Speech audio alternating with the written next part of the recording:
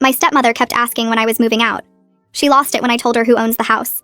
So my dad married Nancy 4 years ago when I was 22. I'd been living in the house since I was born because it was my mom's childhood home that my grandparents left to her. When mom died of cancer when I was 17, dad and I just stayed there. The house was paid off and dad said it made sense to keep living there while I finished college. He never mentioned that mom had actually left the house to me in her will, and he was just staying there as my guardian until I turned 25. I didn't know about any of this until later. When Nancy moved in after the wedding, she immediately started redecorating. She said the house was stuck in the past and needed updating. She threw out mom's curtains, painted over the murals mom had done in the hallway, and replaced all the furniture with modern stuff from some overpriced store. Dad just let her because he said Nancy needed to feel comfortable in her new home. She turned mom's craft room into her personal gym. She converted the guest room into a closet just for her shoes. The first time Nancy asked when I was planning to move out was 6 months after she moved in. She said I was old enough to be independent and it was weird for newlyweds to have an adult child hanging around. I told her I was still in college and couldn't afford rent anywhere. She said that wasn't her problem, and maybe I should get a job like everyone else. Dad said nothing. Nancy started leaving apartment listings on my bed every week, circled the ones she thought I could afford with my part-time coffee shop job. They were all in sketchy areas an hour from campus. She'd say things at dinner like when she was my age, she'd been living alone for years already. She kept asking how I expected to grow up if Daddy was still taking care of me. The second year, Nancy got more aggressive. She'd change the locks and forget to give me a new key. I'd have to wait outside until someone came home. She said it was practice for when I had my own place. She put a lock on the refrigerator and said I needed to buy my own food since I was basically a tenant. She started charging me rent, $200 a month that she said was teaching me responsibility. Dad went along with all of it. Nancy told everyone at family dinners that I was refusing to launch, and she was worried about my development. She'd say things like some people just need more pushing to leave the nest. My relatives started asking me why I was still living at home. Nancy would answer for me saying I was scared of the real world. When I graduated college, Nancy threw me a party. Not a graduation party, a moving out party. She'd invited all her friends and family. There was a banner that said, "Finally flying solo." She'd even hired a moving truck for the next day. During the party, she gave a speech about how proud she was that I was finally becoming an adult and moving forward with my life. She'd already picked out paint colors for my room. She was turning it into her meditation space. I hadn't found an apartment yet because I'd just started my new job the week before. Nancy said I had 30 days and that was generous. She started packing my stuff while I was at work. I'd come home to find boxes in my room labeled things like kitchen stuff for new apartment and decorations for your own place. She put all of Mom's things that I'd saved in boxes marked storage unit because she said I couldn't take everything to a studio apartment. 3 weeks into the 30 days, Nancy sat me and Dad down for a house meeting. She'd drawn up plans to renovate the entire house once I left. She wanted to knock down walls, add a pool, completely gut the kitchen my mom had designed. She said it was time to make the house truly theirs instead of living in my mother's shadow. She actually used those words. Dad just nodded along. Nancy had already met with contractors. She showed us estimates. The renovations would cost about $300,000. She said they'd use Dad's retirement savings and take out a loan against the house. She'd already made appointments with banks. She said once I moved out next week, construction would start immediately. That's when I finally told her.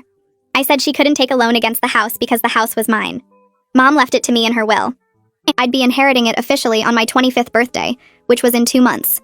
Dad was just staying there as a courtesy from me. Nancy laughed. She actually laughed and said I was delusional. I pulled out Mom's will that I'd gotten from the lawyer the week before when I started asking questions about why Nancy was so obsessed with renovating. Nancy read it 3 times. Her face went from red to white to purple. She kept staring at the paper in her hands, reading it over and over like the words might change if she looked hard enough. The silence stretched out so long I could hear the kitchen clock ticking from the other room. Then Nancy's face twisted up and she crushed the will into a tight ball with both hands. She threw it right at my face and it bounced off my cheek. She started screaming that I was lying, that there was no way this was real, that I must have made fake documents somehow. Her voice got louder with every word until she was practically shrieking. She said there was no way Dad would have hidden something this huge from her for 4 whole years. She kept saying it was impossible over and over again while her face got redder and redder. Dad cleared his throat and said really quietly that yes, he knew about the will the whole time. His voice was so soft I barely heard him over Nancy's yelling. Nancy stopped mid-scream and spun around to stare at him. Her mouth hung open and her eyes went wide like she couldn't believe what she just heard. She asked him why he never told her she'd been living in his daughter's house all this time. Her voice shook when she said it. Dad looked down at his hands and didn't answer right away. Nancy took a step toward him and asked again, louder this time. Dad said he thought it would be easier to just not mention it. He spoke to the floor instead of looking at either of us. He said he figured they'd deal with it when I turned 25, and by then it wouldn't matter because I'd probably have moved out on my own anyway. Nancy's face changed from red to purple to this weird gray color. She pressed her hand against the wall like she needed it to stay standing. Her breathing got fast and shallow. I watched her brain working through what this meant, how she'd been decorating and changing and throwing out Mom's stuff in a house that was never going to be hers. Nancy's whole body seemed to collapse in on itself. She sat down hard on one of the dining chairs she'd bought 2 years ago. Tears started running down her face and her voice got all high and whiny. She said she'd invested so much money into this house over 4 years. She said she had receipts for everything, all the furniture and paint and renovations she'd paid for. She kept wiping her eyes with the back of her hand. She said I needed to pay her back for all the improvements she'd made to my property, without knowing it wasn't hers. She said it wasn't fair that she'd spent all that money thinking she was fixing up her own home. I told her I never asked her to throw out Mom's curtains or paint over the murals or replace all the furniture. My voice came out steadier than I expected. I said she did all of that on her own without ever asking my permission as the actual owner. Nancy's breathing got even faster and she started making these weird gasping sounds. She fanned her face with her hand and said she couldn't breathe. She kept saying she couldn't believe this was happening. Dad moved toward her, but she held up her hand to stop him. Dad tried to put his hand on Nancy's shoulder, but she shoved him away hard enough that he stumbled back a step. She said he made her look like a complete fool in front of everyone at the moving party. Her voice broke on the word fool. She said she was so embarrassed that she'd thrown me an eviction party for a house that I actually owned, and she'd just been a guest in this whole time. She covered her face with both hands. Dad said her name softly, but she ignored him. She said all her friends and family were there, that she'd given that whole speech about me finally growing up, and now everyone would know she was the one who didn't have a clue what was going on. Nancy went completely silent and still. She lowered her hands from her face and her eyes got this cold, hard look. She asked me exactly when I turned 25. I told her in 8 weeks. She asked when the official ownership transfer happened. I said on my birthday.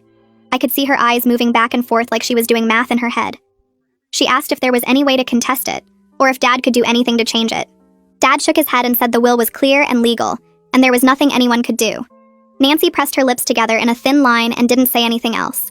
She just sat there staring at nothing while her brain worked through every possible angle. The next morning I woke up to complete silence in the house. I got out of bed and walked down the hall. The master bedroom door was closed, and when I tried the handle, it was locked. I knocked and called Nancy's name but got no answer. I went downstairs and found Dad asleep on the couch still wearing yesterday's clothes. His face looked gray and exhausted even in sleep. The whole house felt wrong, like the air itself was too heavy to breathe. I made coffee just to have something to do with my hands but couldn't drink it. Every sound seemed too loud in the quiet. I kept looking at the closed bedroom door upstairs and wondering what Nancy was thinking in there. I pulled out my phone and called Maya.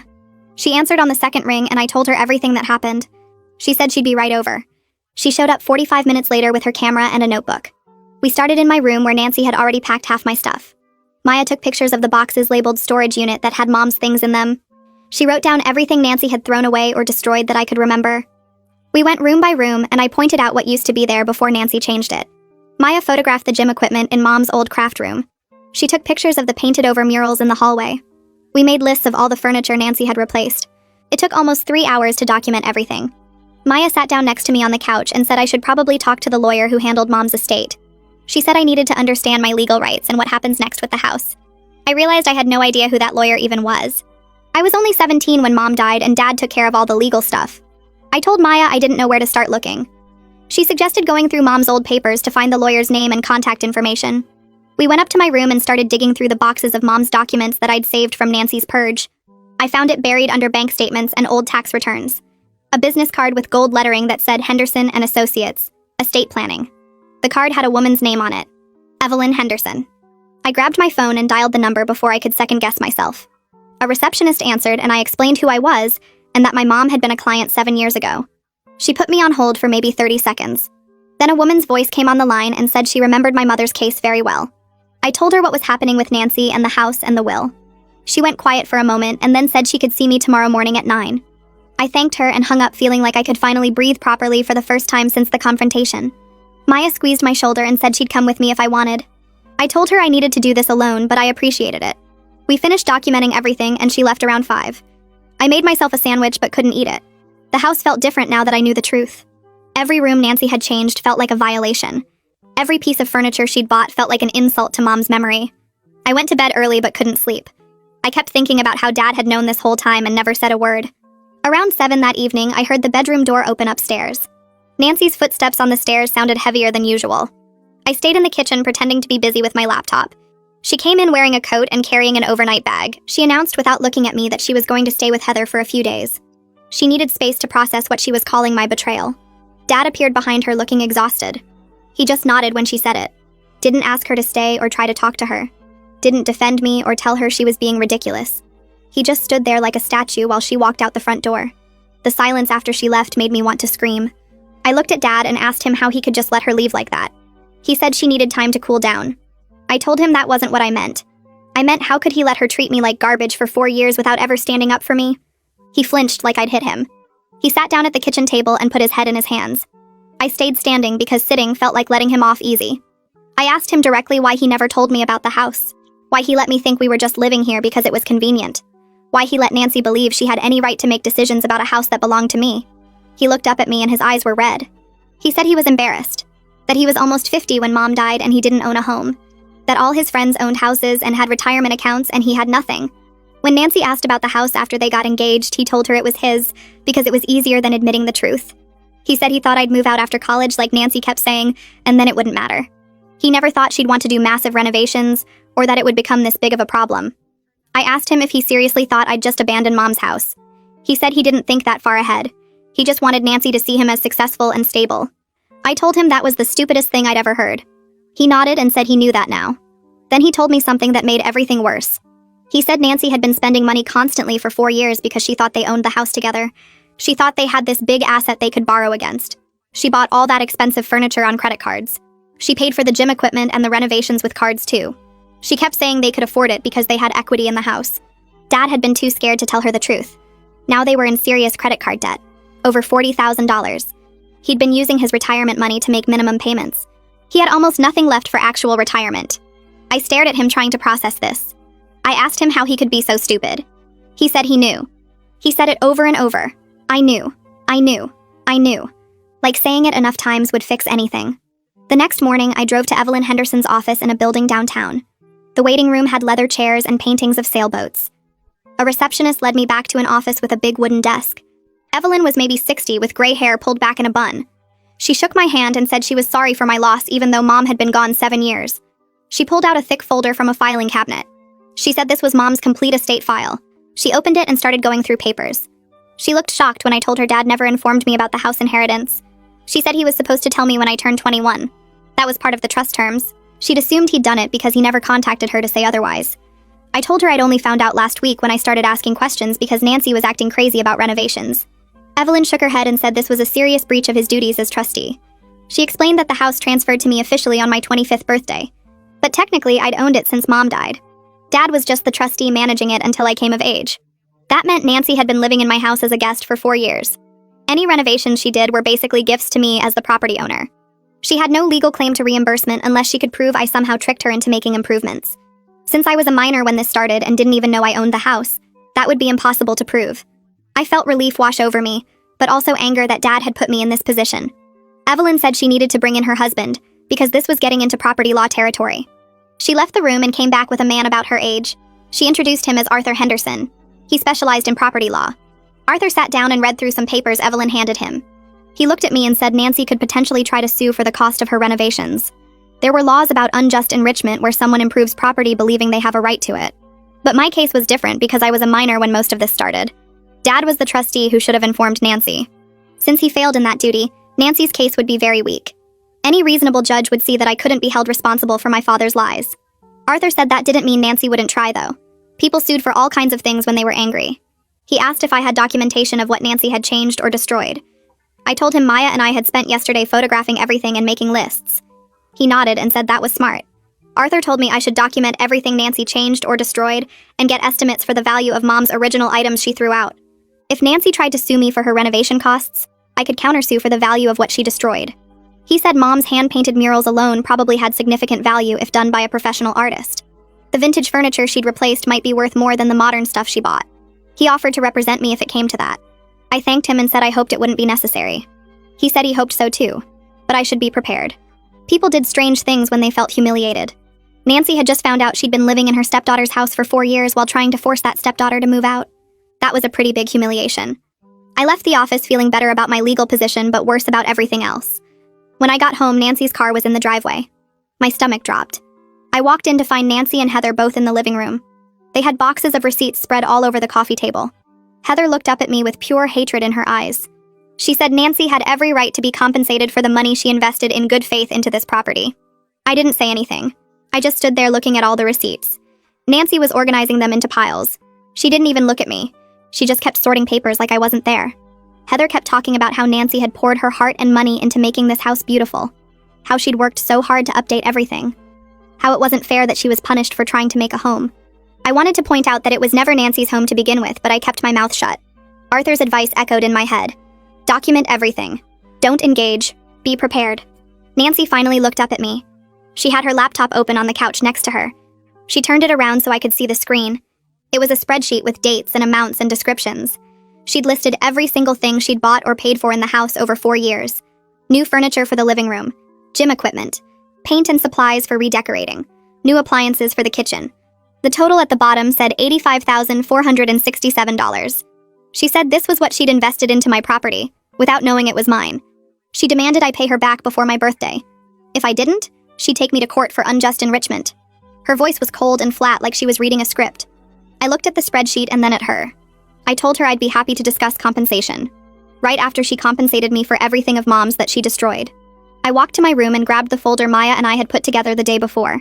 Inside were printed photos of Mom's hand-painted murals from before Nancy covered them with beige paint. Photos of the vintage furniture that used to fill the living room before Nancy replaced everything with her modern stuff. Photos of the custom curtains Mom had sewn herself that Nancy threw in the trash. I'd even found the original receipts from when Mom bought the fabric. Maya had helped me research similar vintage pieces online, and we'd printed out appraisal estimates. The custom curtains alone were worth about $3,000. The hand-painted murals would cost at least $5,000 to recreate by a professional artist. The vintage mid-century furniture Nancy replaced was worth more than $15,000 based on current market values. I walked back to the living room and dropped the folder on the coffee table right next to Nancy's spreadsheet. Nancy looked up at me with red eyes. I told her I had documentation too. Every single thing she destroyed or threw away that belonged to my mom.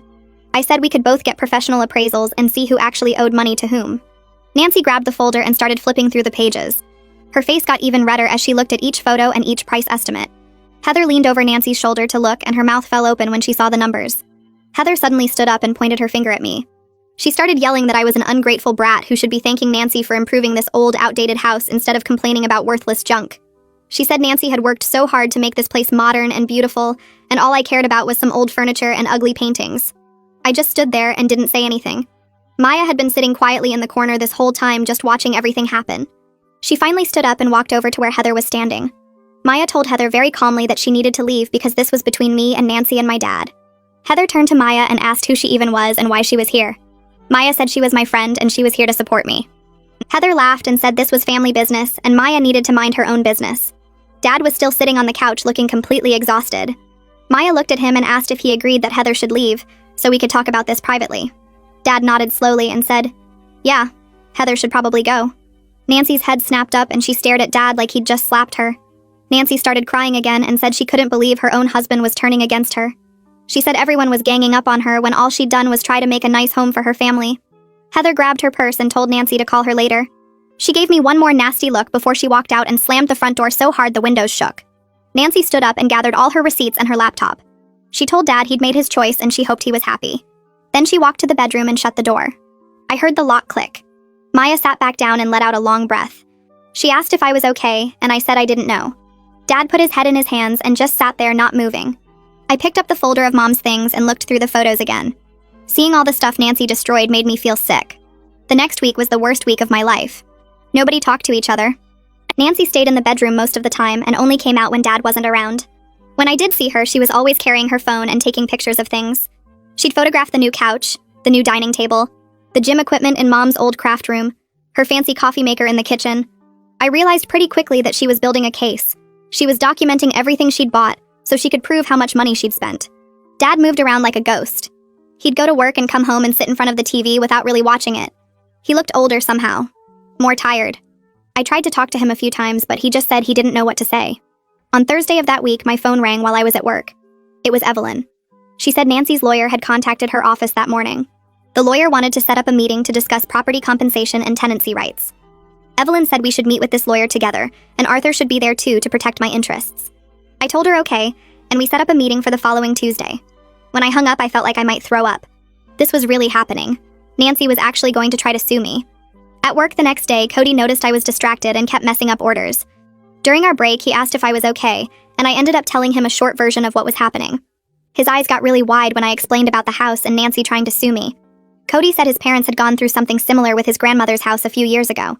His aunt had been living there and thought she owned it, but it actually belonged to his mom. He said it got really ugly and took almost 2 years to settle. He warned me that family property fights can drag on forever and get super nasty. That made me feel even worse. Tuesday came and I met Evelyn and Arthur at their office. Nancy showed up with a lawyer I'd never seen before. He was a middle-aged guy in an expensive suit who looked really confident. We all sat down in the conference room and Nancy wouldn't even look at me. Her lawyer started talking right away.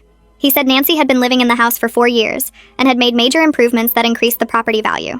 He claimed Nancy had tenant rights since she'd been there so long and had invested so much money. He said Nancy was entitled to compensation for the improvements she made in good faith. Arthur stayed completely calm. He explained that Nancy was never actually a tenant because she never paid rent to me as the property owner. He said her husband was the trustee who should have told her about the ownership situation. Nancy's lawyer argued back that Dad's failure to tell Nancy the truth meant she made all those improvements under false ideas about who owned the house. Evelyn spoke up then. She pointed out that I was only 17 when Nancy moved in. I was a minor for the first year. Then I was a college student who depended on my father for everything for the next 3 years. She said I had no way to tell Nancy anything myself. She suggested that if anyone misled Nancy, it was my father, not me. Nancy's lawyer wrote some notes and said they'd need to think about that. The meeting went on for another hour with both sides going back and forth.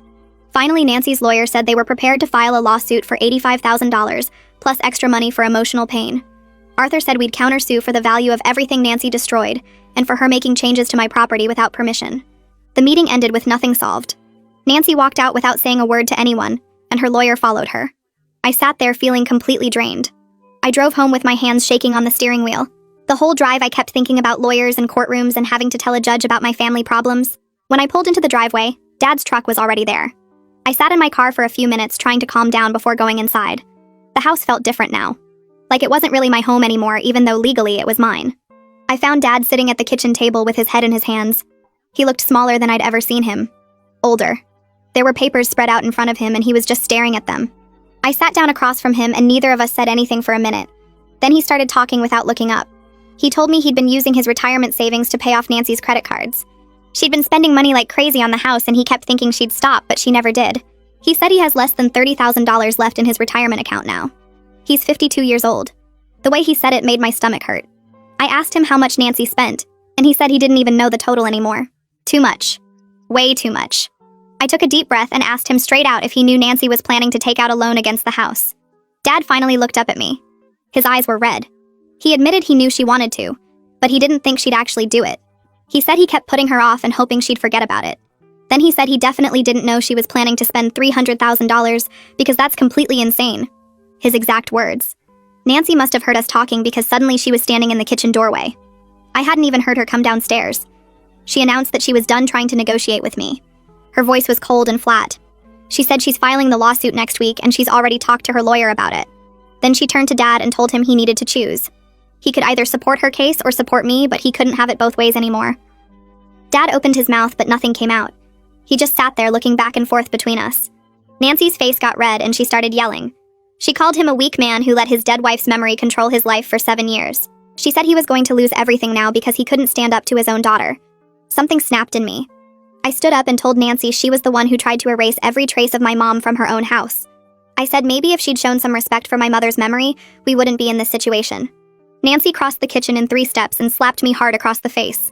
The sound echoed in the quiet house. My cheek burned and my eyes watered. Dad jumped up so fast his chair fell over backward. He told Nancy that was completely unacceptable. His voice was shaking, but he was finally standing up straight. Nancy grabbed her purse off the counter and said she was going to stay with her parents. She looked at Dad and told him to think real hard about whose side he wanted to be on. Then she was gone. We heard her car start and pull out of the driveway. Dad sat back down and put his face in his hands again. He apologized. For everything. For not telling me about the house when I turned 21 like he was supposed to. For letting Nancy treat me badly for 4 years. For being too scared to stand up to her until now. I told him I needed to know the truth about everything. That's when he admitted Nancy had been pressuring him to add her name to the house deed for the past year. She kept saying it was only fair since they were married. He kept putting her off, but he never told her the real reason why he couldn't do it. Because it wasn't his house to share. It was mine. Everything suddenly made sense. Nancy's aggressive push to get me out in the past 6 months. The moving party, the 30-day deadline. She wanted to establish the house as theirs before I turned 25. She must have sensed something was wrong with how Dad kept avoiding her requests about the deed. Maybe she even suspected the truth. That's why she was in such a hurry to get rid of me and start those renovations. If she could get me out and change everything about the house before my birthday, maybe she thought she could claim it was theirs? I sat there feeling sick and exhausted. Dad went upstairs and I heard his bedroom door close. I didn't move from the kitchen table for a long time. My phone buzzed. It was Maya asking if I was okay. I texted her back that I wasn't, and she said she was coming over. 20 minutes later, she let herself in with the spare key I'd given her freshman year. She found me in Mom's old craft room that Nancy had turned into her gym. I was sitting on the floor next to the weight bench crying. Maya sat down next to me and didn't say anything for a while.